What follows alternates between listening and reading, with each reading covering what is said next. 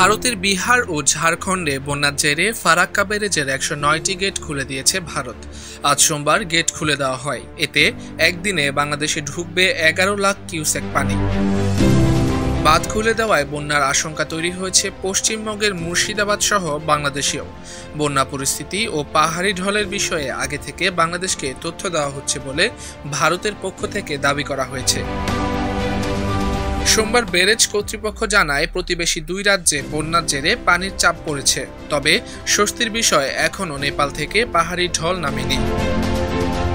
Farakka barrage এলাকায় পানির বিপদসীমার ৭৭.৩৪ মিটার উপর দিয়ে বইতে থাকায় বাধ্য হয়ে গেট খুলতে হচ্ছে।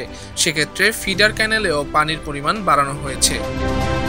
ফারাক্কা ব্যারেজের জেনারেল ম্যানেজার আর দেশ পান্ডে বলেন, ফারাক্কা ব্যারেজ কর্তৃপক্ষ সবসময় অ্যালার্ট রয়েছে, প্রতি মুহূর্তে নজর রাখা হচ্ছে। খুব কম সময়ের মধ্যে যেভাবে পানির চাপ তৈরি হয়েছে তাতে ১০৯টি গেটের সবকটি খুলে না দিলে ব্যারাজের উপর বড় চাপ তৈরি হচ্ছিল, বড় ক্ষতি হয়ে যেতে পারত। আপাতত ফিডার ক্যানেলে ৪০,০০০ কিউসেক ও ডাউন স্ট্রিমে ১১ লাখ কিউসেক পানি ছাড়া হয়েছে।